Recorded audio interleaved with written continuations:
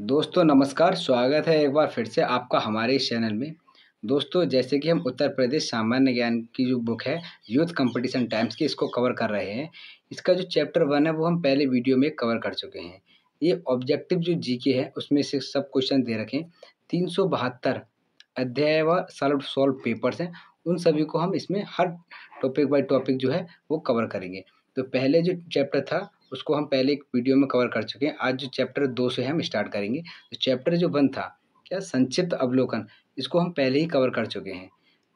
ठीक है, आज हम सेकंड चैप्टर है इसका उत्तर प्रदेश का भौतिक विन्यास, इससे इसको हम आज शुरू करने जा रहे हैं।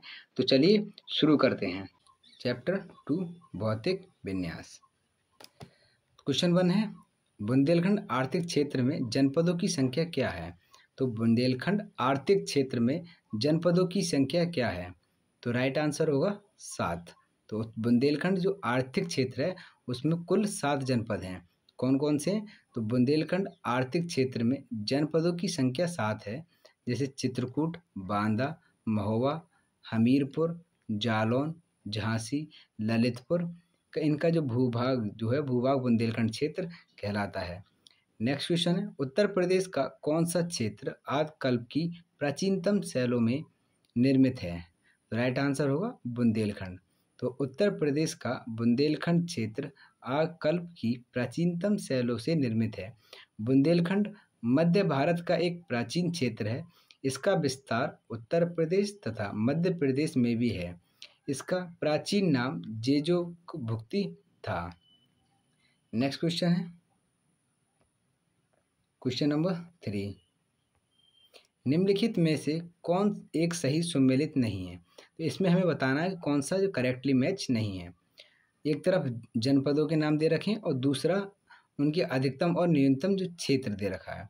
तो लखीमपुर खीरी अधिकतम भौगोलिक क्षेत्रफल, सोनभद्र जो जिला है अधिकतम वन आच्छादित क्षेत्रफल, सीतापुर न्यूनतम भौगोलिक क्षेत्रफल और संत रविदास नगर न्यूनतम वन आच्छादित क्षेत्रफल। तो राइट आंसर होगा option C.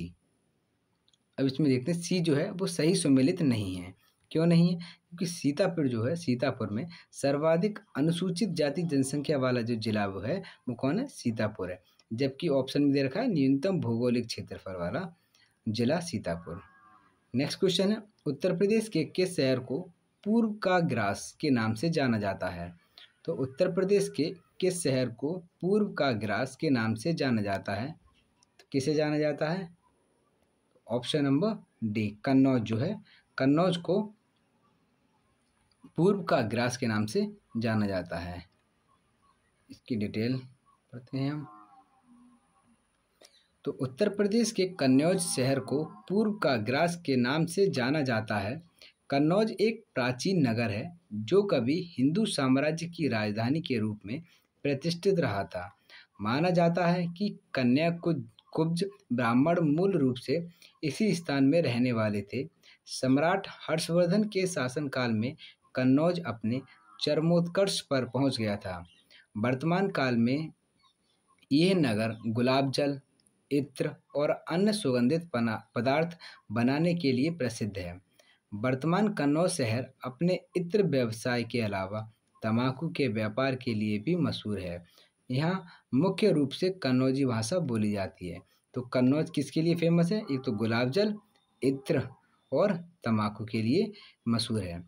Question number 5, Uttar Pradesh का निम्नलिखित में से कौन सा जिला बुंदेलखंड क्षेत्र का हिस्सा नहीं है। तो उत्तर प्रदेश का कौन सा जिला बुंदेलखंड क्षेत्र का हिस्सा नहीं है। तो आंसर हो जाएगा सी महोबा। महोबा तो बुंदेलखंड उत्तर प्रदेश के दक्षिण और मध्य के लगभग पूर्वोत्तर में स्थित है। उत्तर प्रदेश का जिला महोबा बुंदेलखंड क्षेत्र के अंतर्गत आता है। बुंदेलखंड भारत के उस भूखंड का नाम है जिसके ऊपर से यमुना, इसमें हमें रीजन बताया कि बुंदेलखंड है कौन सी एरिया को कहा जाता है। तो जो नॉर्थ में यमुना नदी है, यमुना नदी, दक्षिण में विद्यान पर्वत, दक्षिण में क्या है उसके विद्यान पर्वत है, पर्वत श्रृंखला है। और पूर्व में क्या है, पूर्व में है टॉस नदी, पूर्व में टॉस नदी, पश्चिम में बेतवा नदी स्थित है। तो क्या है कि नॉर्थ में तो यमुना रिवर है, साउथ में है विंध्या रेंज, और इसके ईस्ट में है टॉस रिवर, और वेस्ट में है क्या, बेतवा नदी। बुंदेलखंड में शामिल जिले झांसी, बांदा, ललितपुर, हमीरपुर, जालौन, महोबा और चित्रकूट है। क्वेश्चन नंबर 6, सूची 1 को सूची 2 से सम्मिलित कीजिए और सूचियों के नीचे दिए गए कूट का प्रयोग कर सही उत्तर चुनिए। तो हमें क्या है कि जो लिस्ट दे रखी है, 2 लिस्टों को मैच करना है। तो एक तरफ दे रखा है कि किस हिमालय की चोटियां हैं, दूसरी तरफ बताना किस राज्य में ये स्थित है। तो जो नंगा पर्वत है, हिमालय की चोटी किस राज्य में है, नंदा देवी और कंचनजुंगा।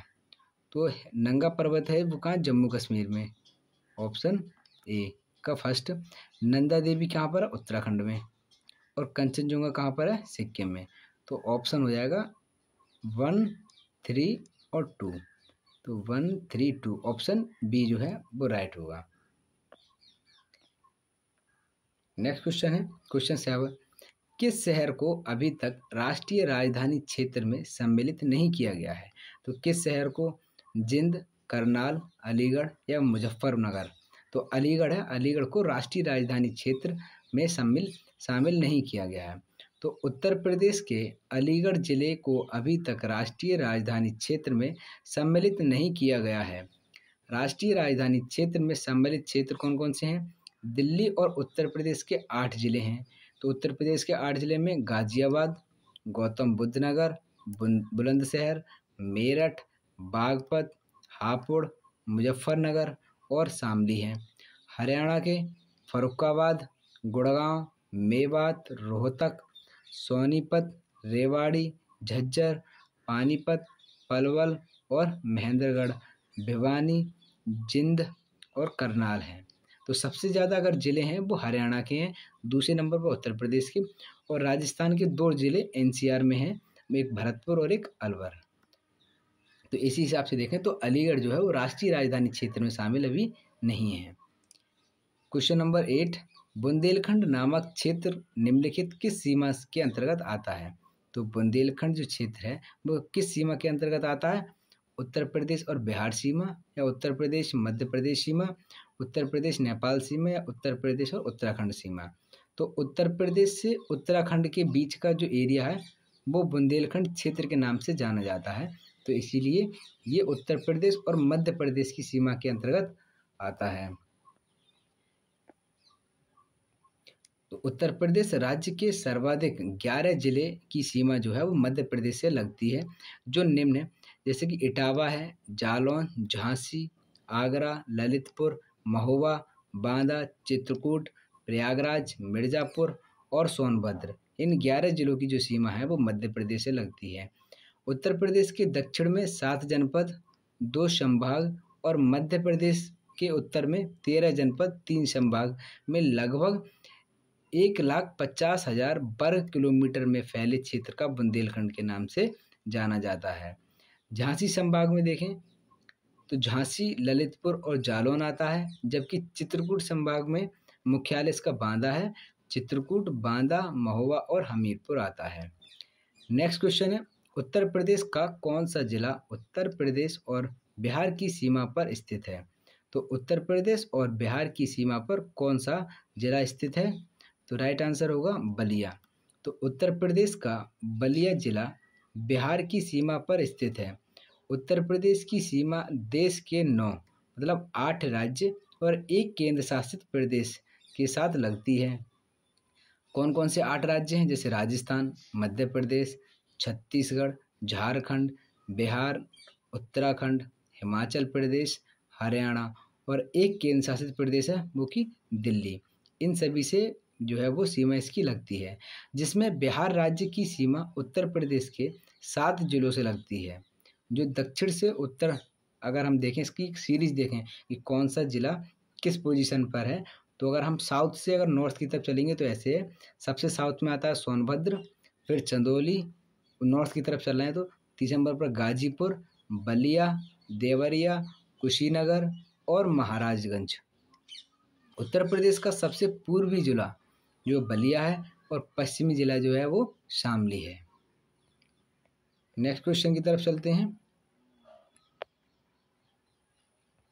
क्वेश्चन नंबर 10, निम्नलिखित में से कौन सा देश उत्तर प्रदेश राज्य के साथ एक अंतर्राष्ट्रीय सीमा साझा करता है? तो ये सभी को पता है, कौन सा है? नेपाल।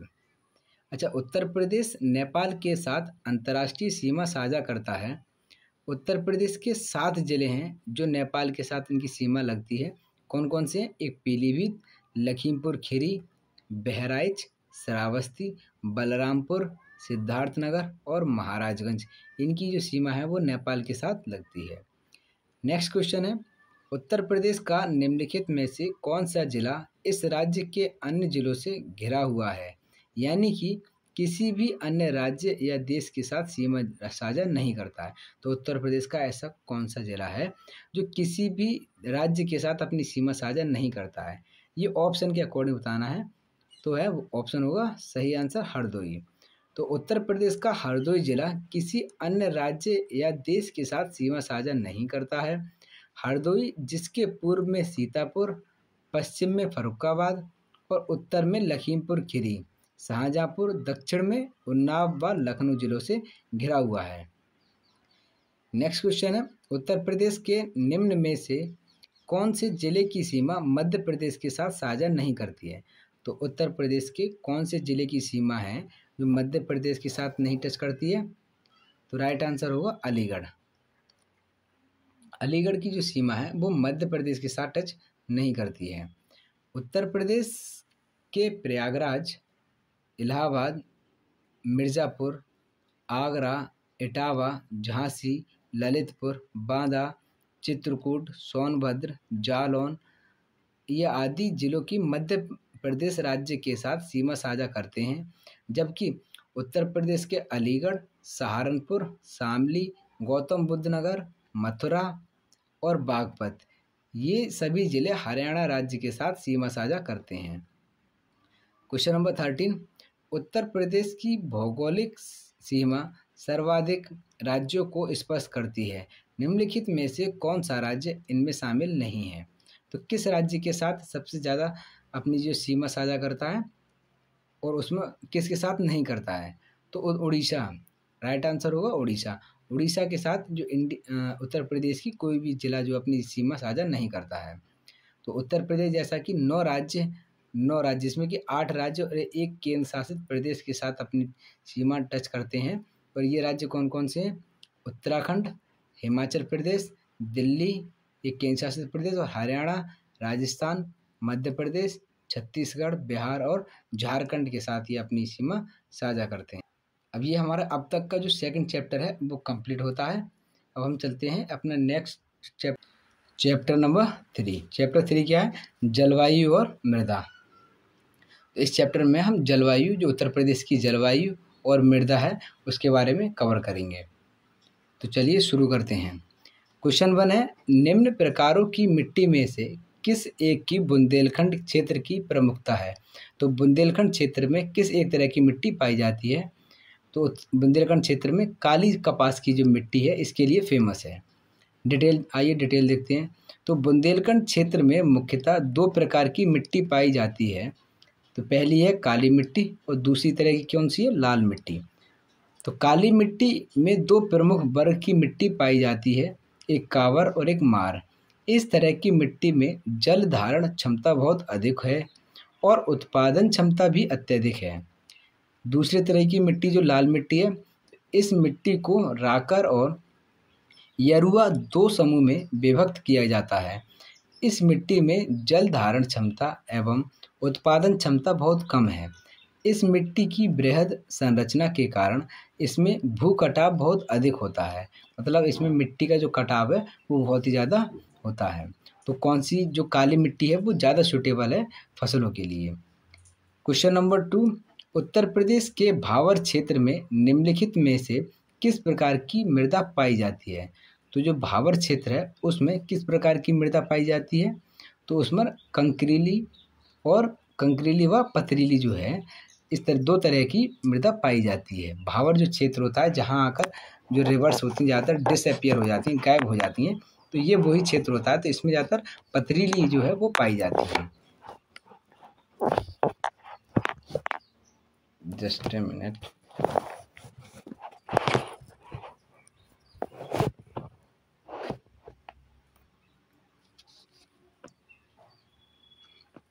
नेक्स्ट क्वेश्चन है क्वेश्चन नंबर 3।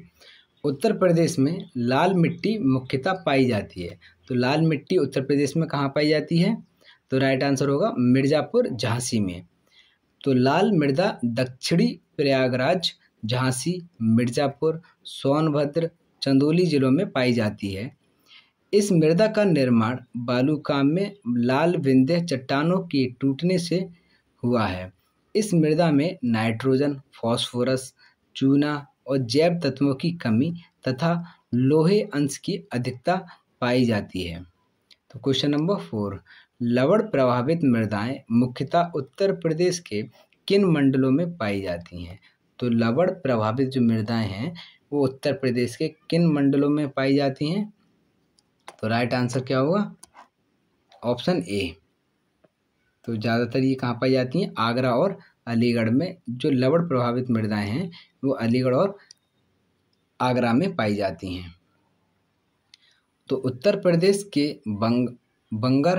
बांगर मृदा वाले क्षेत्र में भूमि की समतल होने और जल निकासी का उचित प्रबंध न होने, नहरों से सिंचाई किए जाने, वर्षा की कमी, लवणयुक्त जल से सिंचाई की अधिकता, जुताई एक ही गहराई तक करते रहने तथा क्षारीय उर्वरकों के लगातार प्रयोग आदि कारणों से लगभग 10% भूमि जो है वो ऊसर हो चुकी है, जो कि प्रदेश के अलीगढ़, मैनपुरी, कानपुर, उन्नाव, एटा, इटावा, रायबरेली, सुल्तानपुर, प्रतापगढ़, जौनपुर, इलाहाबाद आदि जिलों में पाई जाती है।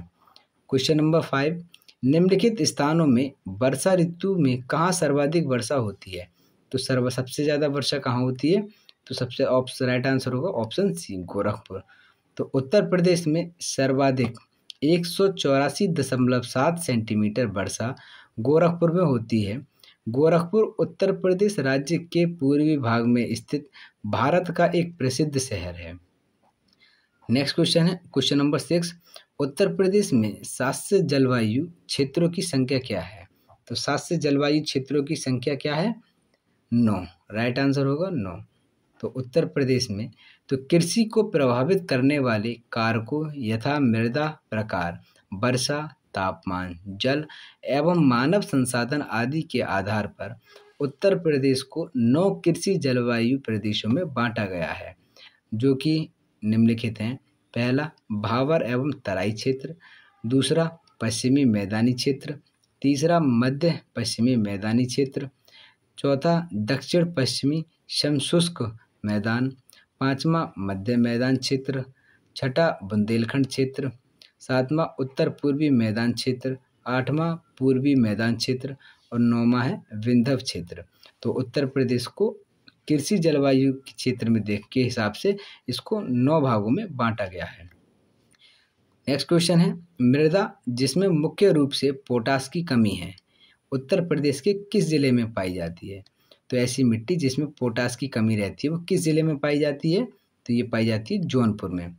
तो मृदा पृथ्वी की ऊपरी सतह पर पाई जाने वाली असंगठित पदार्थ की ऊपरी परत है, जो चट्टानों के बिखड़न अथवा वनस्पतियों के अवसादों के मिश्रण से बनती है।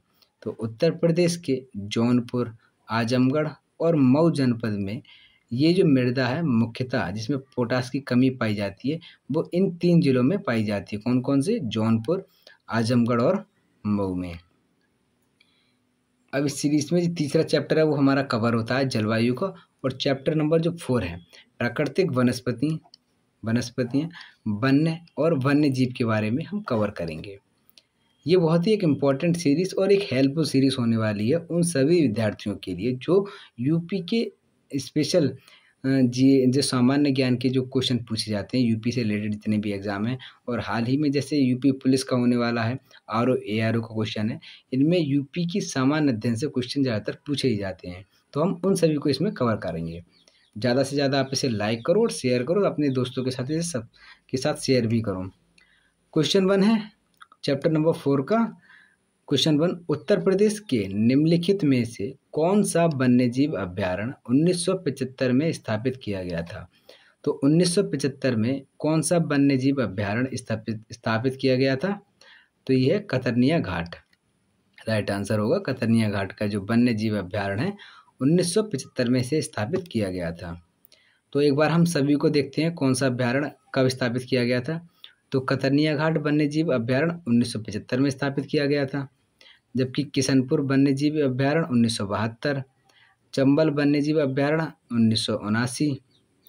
उत्तर प्रदेश में रायपुर नामक कोई भी वन्यजीव अभ्यारण्य स्थापित नहीं किया गया है, यद्यपि रानीपुर वन्यजीव अभ्यारण्य की स्थापना वर्ष 1977 में हुई थी।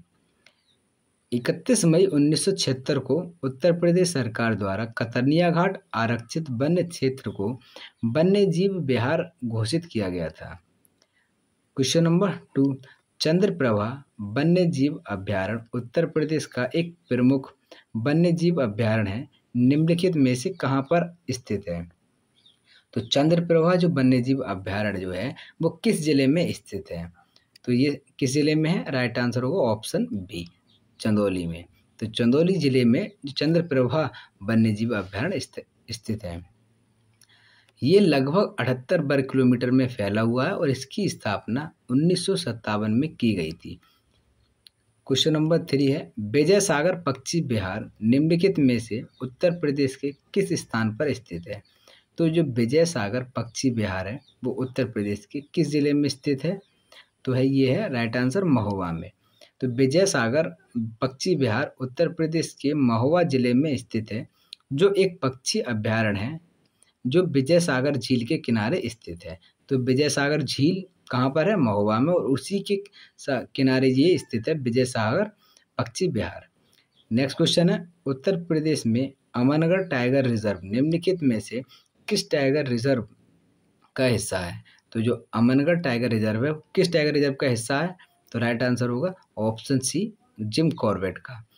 तो अमनगढ़ टाइगर रिजर्व मूल रूप से जिम कॉर्बेट नेशनल पार्क का हिस्सा था और उत्तर प्रदेश से उत्तराखंड राज्य बनने के बाद जिम कॉर्बेट उत्तराखंड में चला गया और अमनगढ़ जो है वो उत्तर प्रदेश में बना रहा।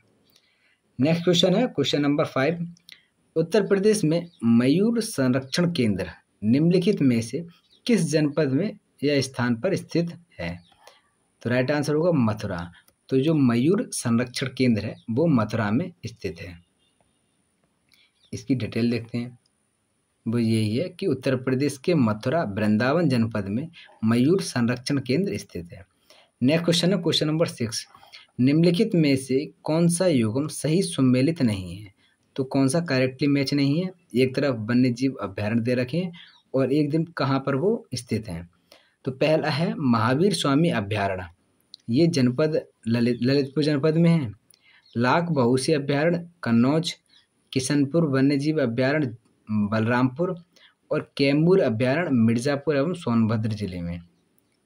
तो ऑप्शन सी जो है ये किशनपुर वन्यजीव अभ्यारण्य जो है वो बलरामपुर में स्थित नहीं है। तो कहाँ पर है ये, किशनपुर लखीमपुर खीरी में।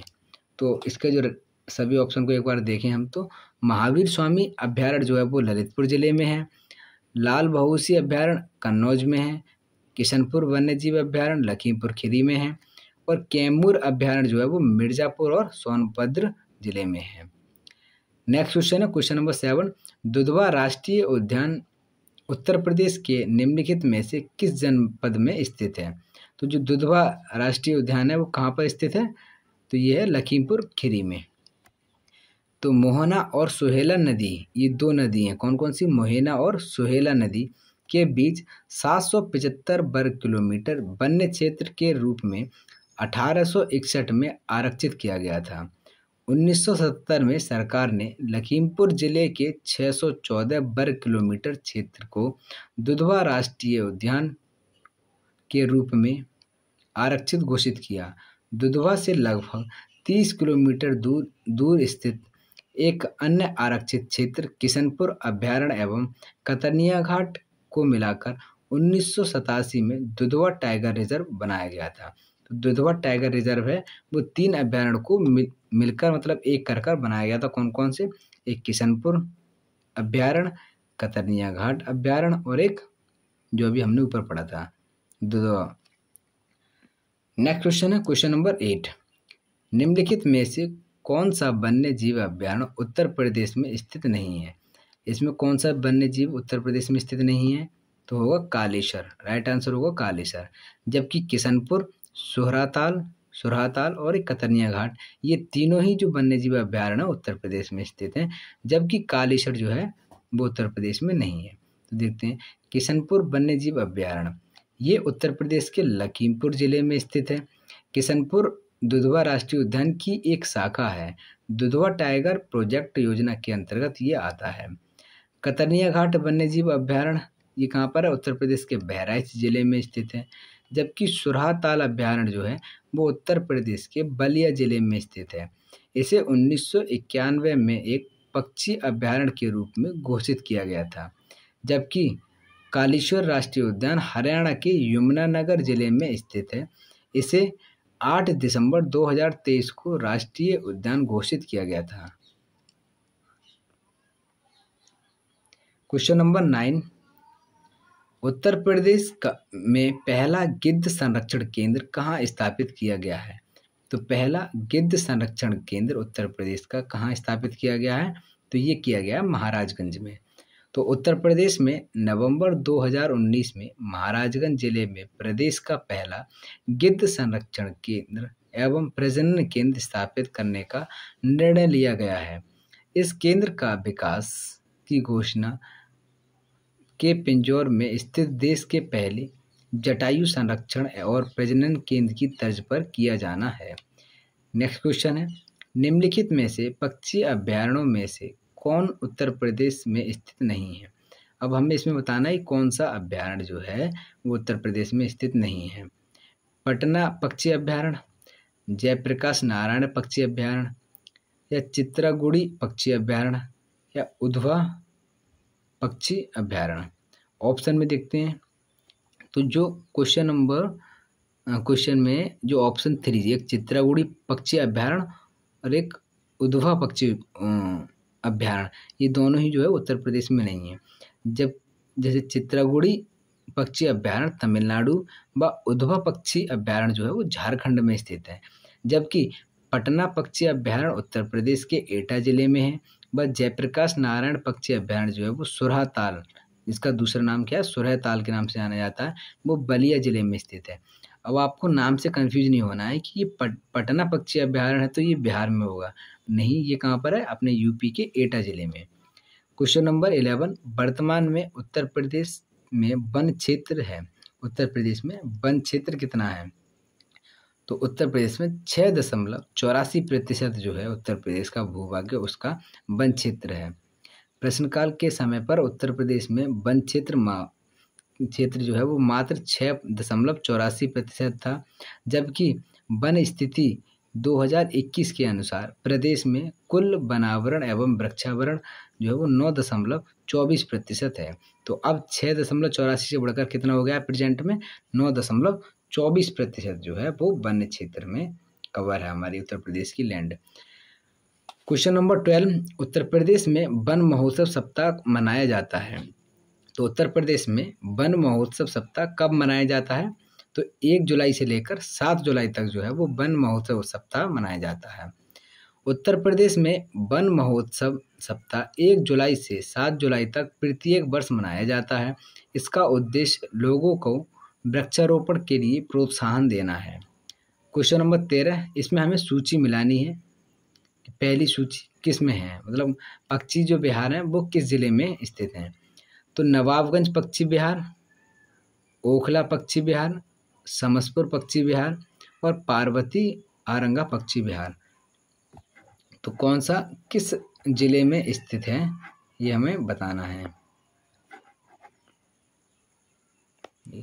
तो नवाबगंज जो पक्षी विहार है वो कहाँ पर है? उन्नाव जिले में स्थित है। ओखला पक्षी विहार गाजियाबाद, ओखला गाजियाबाद। समसपुर पक्षी विहार रायबरेली में स्थित है। जबकि पार्वती आरंगा पक्षी विहार जो है वो गोंडा में है। तो ऑप्शन जो बी है वो राइट है। तो नवाबगंज पक्षी विहार उन्नाव में, ओखला पक्षी विहार गाजियाबाद, समसपुर पक्षी विहार रायबरेली, पार्वती आरंगा पक्षी विहार जो है वो गोंडा में है। जबकि ओखला पक्षी विहार नोएडा जिले में आता है। उत्तर प्रदेश में नवाबगंज पक्षी विहार स्थित है। अभी हमने ऊपर देखा था, तो ये नवाबगंज पक्षी विहार कहाँ पर है? उन्नाव में। ऑप्शन नंबर डी, उन्नाव जो है जिले में स्थित है। सूची 1 को सूची 2 से हमें मिलाना है।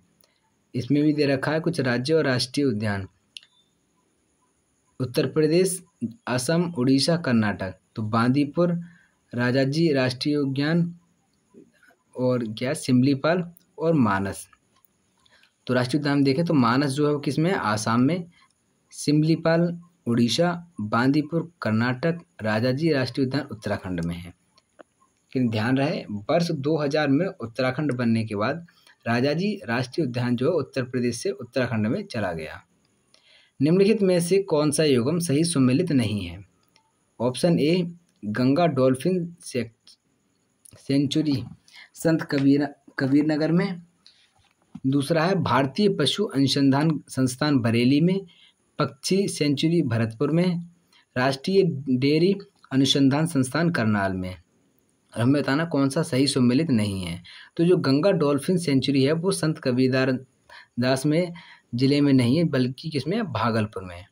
तो सूची को देखते हैं, तो गंगा डॉल्फिन सेंचुरी भागलपुर में स्थित है, भारतीय पशु अनुसंधान संस्थान बरेली में स्थित है, पक्षी सेंचुरी जो है वो भरतपुर में है, राष्ट्रीय डेयरी अनुसंधान संस्थान जो है वो करनाल में स्थित है। नेक्स्ट क्वेश्चन है, उत्तर प्रदेश में एक बब्बर शेर सफारी स्थापित किया जा रहा है। तो ये किस जिले में किया जा रहा है बब्बर शेर सफारी? तो ये है इटावा जिले में इसकी शुरुआत होने जा रही है। नेक्स्ट क्वेश्चन है क्वेश्चन नंबर 18, निम्नलिखित जनपदों में से कौन सर्वाधिक वनाच्छादित है? तो कौन है? बी, सोनभद्र। तो 2000 वन स्थिति रिपोर्ट 2021 के अनुसार उत्तर प्रदेश में सर्वाधिक वनाच्छादित जनपद सोनभद्र है। उत्तर प्रदेश मतलब सबसे ज़्यादा जो एरिया फॉरेस्ट में कवर है वो किसका है? वो सोनभद्र का है। उत्तर प्रदेश में सर्वाधिक वन प्रतिशत वाले जो 4 जिले हैं सबसे ज़्यादा सोनभद्र में वन पाए जाते हैं, एरिया कवर है। फिर दूसरे नंबर पर चंदौली, पीलीभीत, फिर मिर्ज़ापुर। तो सबसे ज़्यादा जो फॉरेस्ट जो है कवर्ड एरिया है वो सोनभद्र जिले की है। नेक्स्ट क्वेश्चन है क्वेश्चन नंबर 19, सुरहाताल पक्षी विहार स्थित है किसमें है? तो सुरहाताल जो है वो बलिया में है। राइट आंसर होगा बलिया। सुरहाताल पक्षी विहार उत्तर प्रदेश के बलिया जिले में स्थित है। सुरहाताल या सुरह गंगा या सरयू के दोआब में स्थित एक गोरखपुर झील है, नहीं गोखुर झील है, जो गंगा नदी द्वारा निर्मित है। यह ताल प्रवासी पक्षियों के लिए प्रसिद्ध है। सुरहाताल पक्षी विहार की स्थापना वर्ष 1991 में हुई। यह 34.13 वर्ग किलोमीटर के क्षेत्र में फैला हुआ है। नेक्स्ट क्वेश्चन है, उत्तर प्रदेश में लायन सफारी कहाँ बन रहा है? तो उत्तर प्रदेश में लायन सफारी कहाँ बना है? इटावा में। नेक्स्ट है, निम्नलिखित में से कौन सा पक्षी अभ्यारण्य उत्तर प्रदेश में स्थित है? तो कौन सा पक्षी अभ्यारण्य उत्तर प्रदेश में स्थित है? समसपुर पक्षी जो अभ्यारण्य है वो उत्तर प्रदेश में स्थित है, जबकि थलंग पक्षी अभ्यारण्य वो है कहाँ पर है? तमिलनाडु में। घटप्रभा पक्षी अभ्यारण्य कर्नाटक में है और ये जायकवाड़ी पक्षी अभ्यारण्य महाराष्ट्र में स्थित है। क्वेश्चन नंबर 22, दुधवा राष्ट्रीय उद्यान हमारे राज्य के निम्न में से किस जिले में स्थित है? तो दुधवा कहाँ पर स्थित है? तो लखीमपुर खीरी में। वर्ष 1997 में सरकार ने लखीमपुर खीरी जिले के 614 वर्ग किलोमीटर क्षेत्र को दुधवा राष्ट्रीय उद्यान के रूप में आरक्षित घोषित किया था। दुधवा से लगभग 30 किलोमीटर दूर स्थित एक वन्य आरक्षित क्षेत्र किशनपुर अभ्यारण्य को मिलाकर वर्ष 1987 में दुधवा टाइगर रिजर्व बनाया गया था। यह राष्ट्रीय उद्यान बाघों और बारहसिंगों के लिए प्रसिद्ध है। नेक्स्ट क्वेश्चन है, चंद्रप्रभा वन्यजीव अभ्यारण्य उत्तर प्रदेश के किस जिले में स्थित है? तो चंद्रप्रभा किस जिले में है? ऑप्शन नंबर बी, चंदौली में स्थित है। चंद्रप्रभा वन्यजीव अभ्यारण्य उत्तर प्रदेश के चंदौली जिले में स्थित है, जो वाराणसी से 70 किलोमीटर दूर है। इस अभ्यारण्य की स्थापना वर्ष 1957 में एशियाई शेरों को संरक्षण देने के लिए किया गया। शेरों के अलावा यहाँ शाही, काले हिरन, चीतल, जंगली सुअर, सांभर, नीलगाय और भारतीय चिनकारा जैसे कई अन्य जानवर यहाँ पाए जाते हैं। क्वेश्चन नंबर 24, चंद्रप्रभा मृगवन भारत के किस राज्य में स्थित है? तो ये उत्तर प्रदेश में स्थित है। क्वेश्चन नंबर 25, निम्न वन्यजीव अभयारण्यों में से कौन सा उत्तर प्रदेश में स्थित है? तो उत्तर प्रदेश में कौन सा है? तो खैनी वन्यजीव अभयारण्य उत्तर प्रदेश में है। करैरा वन्यजीव अभयारण्य ये भी उत्तर प्रदेश में स्थित है। बोरी वन्यजीव अभयारण्य नहीं सॉरी, ये खैनी बोरी वन्यजीव ये उत्तर प्रदेश में नहीं है। डी चंद्रप्रभा जो वन्यजीव अभयारण्य है वो उत्तर प्रदेश में स्थित है और उत्तर प्रदेश के चंदौली जिले में चंद्रप्रभा जो है वो स्थित है। उत्तर प्रदेश वन निगम कब स्थापित किया गया था? तो उत्तर प्रदेश का जो वन निगम है कब स्थापित किया गया था? तो ये 25 नवंबर 1974 को इसे स्थापित किया गया था। तो उत्तर प्रदेश में वनों को अधिक प्रभावी बनाने के लिए संरक्षण, विकास तथा वनोपज के वैज्ञानिक विधान के लिए स्थानीय प्राधिकरण के रूप में उत्तर प्रदेश वन निगम अधिनियम 1974 के अंतर्गत 25 नवंबर 1974 को उत्तर प्रदेश वन निगम की स्थापना हुई। इसका मुख्यालय लखनऊ में स्थित है। तो वन निगम की स्थापना कब हुई थी? 25 नवंबर 1974 को और इसका जो मुख्यालय है वो लखनऊ में स्थित है। क्वेश्चन नंबर 27, निम्नलिखित में से बाघों के संरक्षण से संबंधित कौन सा स्थल उत्तर प्रदेश में स्थित है? निम्नलिखित में से बाघों के संरक्षण से संबंधित कौन सा स्थल उत्तर प्रदेश में स्थित है? तो ये अमनगढ़। उत्तर प्रदेश में बाघों के संरक्षण हेतु 3 टाइगर रिजर्व स्थापित किए गए हैं। पहला है tiger reserve Dudhwa tiger reserve जो कि लखीमपुर खीरी जिले में है, जो सन 1987 में बनाया गया था। दूसरा टाइगर रिजर्व है अमनगढ़ जो कि बिजनौर जिले में है, इसकी घोषणा वर्ष 2012 में। और तीसरा जो टाइगर रिजर्व है वो पीलीभीत टाइगर रिजर्व जिसकी स्थापना 2014 में की गई थी। हाल ही में उत्तर प्रदेश के रानीपुर वन्यजीव अभयारण्य जो कि चित्रकूट जिले में है उसे राज्य का 4था तथा भारत का 53वां बाघ अभयारण्य के रूप में अधिसूचना किया गया है। यह बुंदेलखंड क्षेत्र में उत्तर प्रदेश का पहला टाइगर रिजर्व होगा। कौन सा? रानीपुर वन्यजीव अभयारण्य जो है ये बुंदेलखंड क्षेत्र में का पहला टाइगर रिजर्व होगा। तो भारत में बाघ संरक्षण परियोजना जो कि 1 अप्रैल 1973 को देश के तत्कालीन प्रधानमंत्री जो इंदिरा गांधी जी थी उनके द्वारा देश के प्रथम राष्ट्रीय उद्यान जिम कॉर्बेट राष्ट्रीय उद्यान उत्तराखंड से शुभारंभ किया गया था। तो अब हमारा जो चैप्टर 14 है, चैप्टर 4 जो है वो हमारा कवर हो गया। तो इस वीडियो में हमने चैप्टर 2 और 3 और 4 इसमें हमने कवर किए हैं। अब जो नेक्स्ट वीडियो होगी उसमें हम कंटिन्यू करेंगे चैप्टर नंबर 5 से। तो कैसी लगी ये वीडियो आपको कमेंट में हमें ज़रूर बताएं, साथ ही साथ चैनल को सब्सक्राइब ज़रूर करें। Thank you.